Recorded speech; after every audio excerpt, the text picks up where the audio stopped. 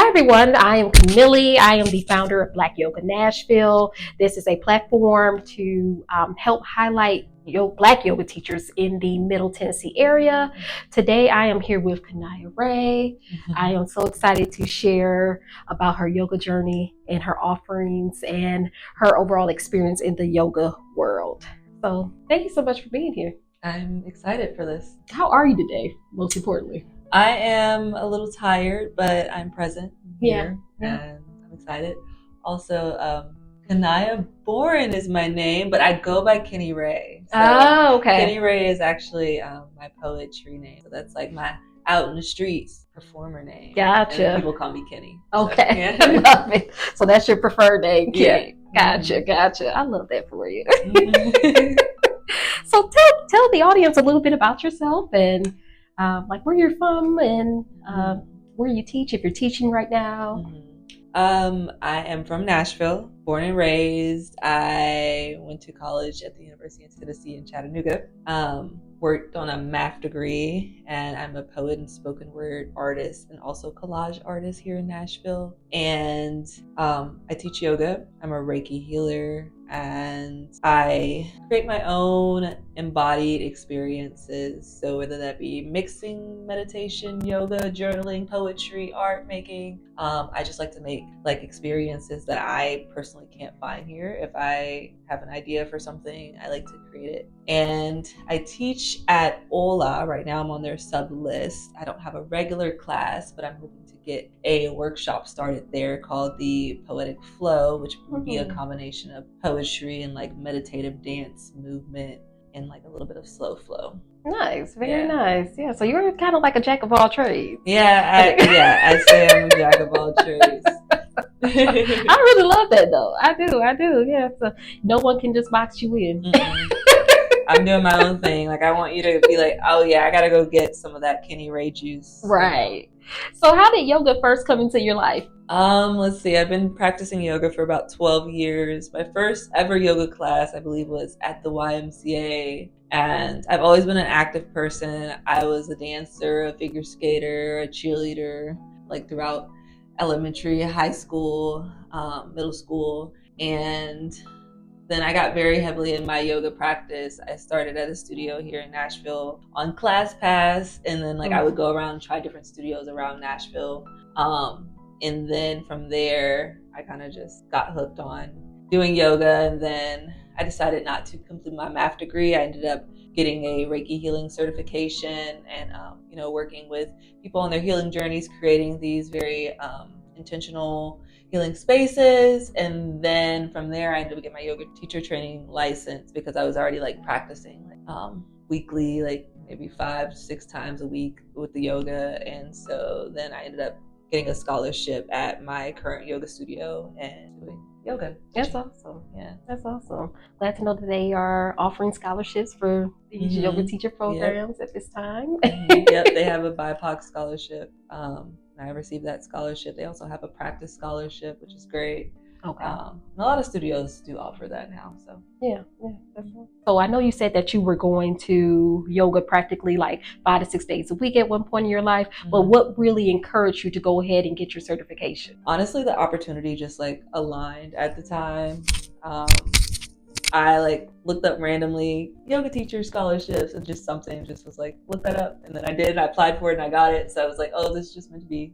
Yeah. And at the time when I did get like heavily into my yoga practice, I had gotten a car accident and my body was hurting a lot. So I like started practicing more regularly and it like really helped me also with like managing my mental health. So, and I just thought it would be great to add to my skill set because I was already like teaching journaling workshops and bringing people together in community. So I just wanted to add some yoga movement. I know that you briefly touched on saying that you were in a car accident and you had some, some pain, from the injury. At that point, how did that change your life? The car accident or yoga?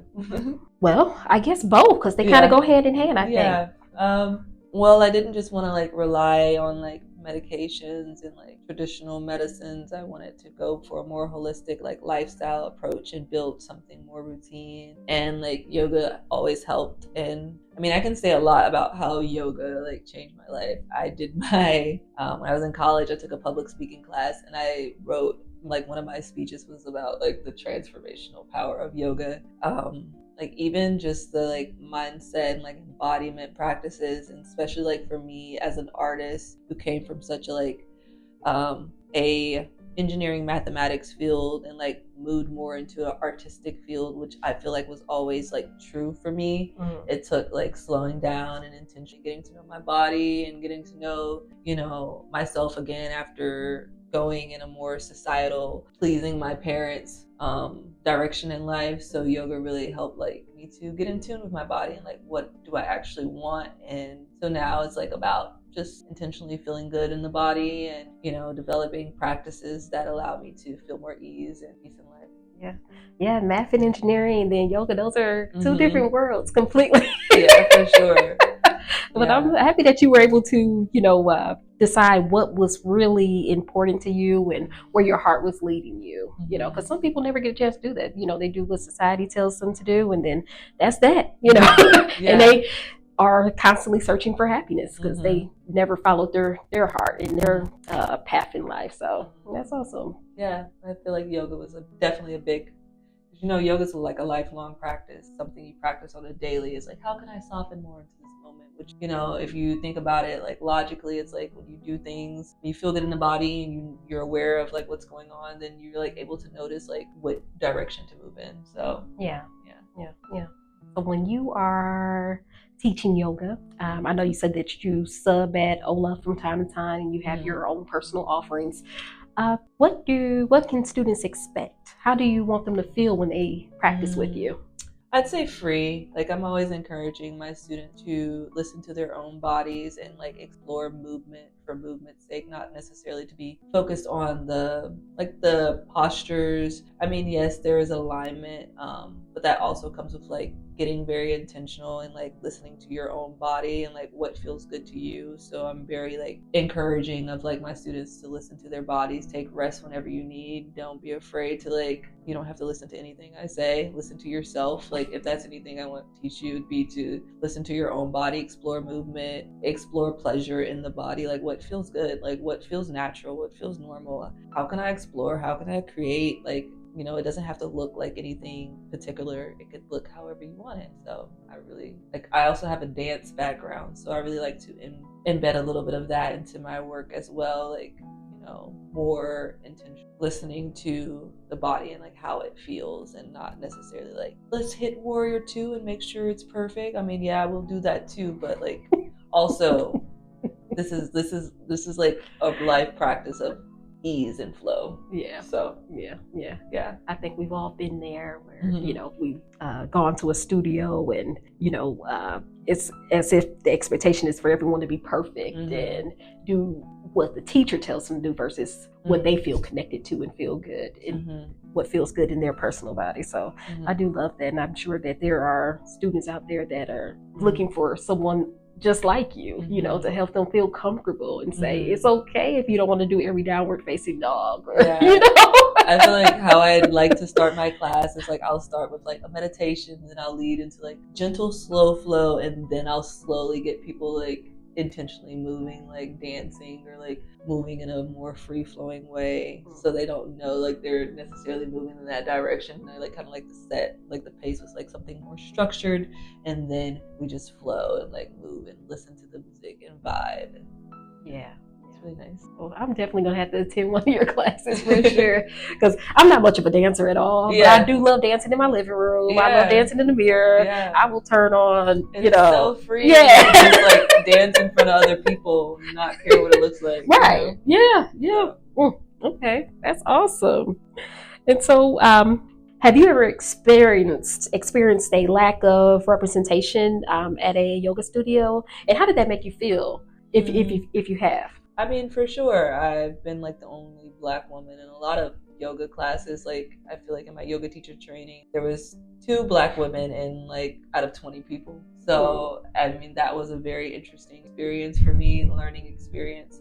And I think I'm still like learning how to take up spaces and like, you know, in different spaces, like just being more fully myself. And like, yeah, I can feel a little, you know, you can feel a little out of place or like maybe I don't belong here. But then I think like the practice of yoga is to like sit with those uncomfortable feelings. So I think it is important to show up in those spaces even when there is a lack of representation, and like knowing that like you still belong in those spaces. But it definitely is a different experience to practice in with, you know, around more Black women.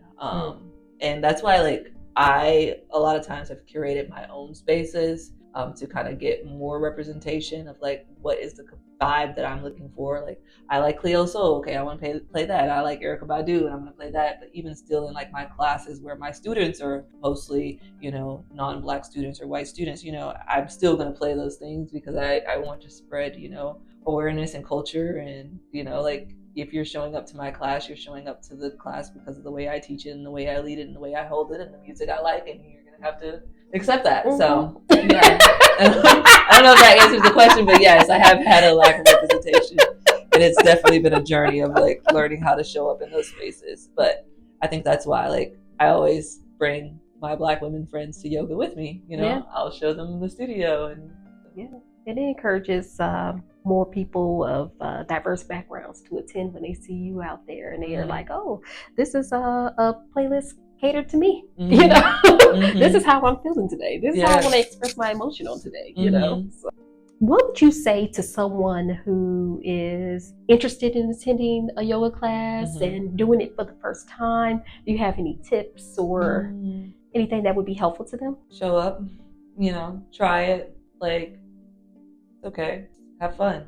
Honestly, you'll make mistakes, but there's really no mistakes. You know, it's a practice. It's about exploring and getting to know yourself more deeply, and you'll grow and evolve over time. And don't be afraid if like what's happening on your mat doesn't look like what's happening on someone else's mat. Like, close your eyes, feel into your own body. Ultimately, it's an experience that can help you grow and evolve, and if you're willing to accept that and show up.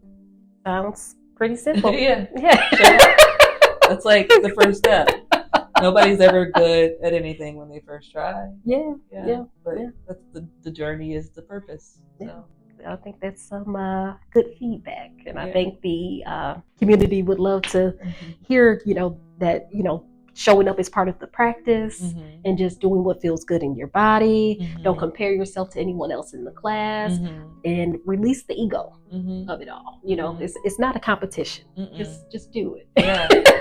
Honestly, yoga is like a mind and body massage. Like, it's like I feel like it's meant to be a pleasurable experience, you know. Yes, like you'll learn a lot about yourself, and there may be some things are difficult, but like it's ultimately like fun. Like exploratory. So yeah, I feel that same way about it. It's definitely been a journey for myself as well. So haven't been practicing nearly as long as you, but but I'm getting there. Every day's different. Every time I go to class and practice and move, breathe, and just allow myself to just be. So I do have another question. So yeah, how can people connect with you? Are you on social media? Do you have a web page? Yes, the best way to connect with me is through my Instagram at I am Kenny Rae. I post a lot of event stuff that I'm doing on there. Right now I've been like really into my art bag, so that's kind of been like my main focus. But I've also been teaching a blackout poetry workshop, which is a shadow work journey. So there is like meditation that's included in that. There's some breath work included in that. There is acknowledging, you know, different parts of your shadow. We're journaling, we're writing, we're expressing, we're communicating. Because yoga, you know, the practice of yoga is more than about the asana or the like postures. There's also this concept of sadhyaya, which means self-study. So reflecting on, you know, your life, reflecting on yourself, reflecting, like getting really intentional with, you know, the words and the stories that exist inside you, you know. So there's so many different components to yoga. But yeah, so Instagram is the best way to stay connected with me and everything there. Well, you heard it here, guys. You can follow Kenny Rae. Yes. On Instagram, and you can follow her for yoga, poetry, how to live creatively and in your full purpose. And I feel like she's a great living example of, you know, living out your you're loved and you're living out fully in your life. So yes, yes. that's ultimately what I want to teach. That's Right. I mean, that's why we're here. Yeah. Right. So I have one last question for you. I know that Black Yoga Nashville is a newer platform, but what does something like this do for the community, in your opinion? Well, it creates awareness that there are other, Black teachers in the Nashville space, where we may not, so we don't have to go out and like find it, but there's a platform where like, oh, I can look up Black Yoga Nashville and find all these different Black teachers and figure out where they're at. And I think that's very impactful and empowering, and it also allows for, other women to see what's like possible. There's other, Black women that are in these spaces that are holding space for other people and teaching, and maybe that might inspire them to step out and try something new, and or maybe just seeing yourself represented in a space is just very impactful and empowering, because like sometimes we need permission to do something, and it's really empowering to see someone doing what you ultimately strive to do. So well, I thank you so much for joining us and telling us about your journey and your story.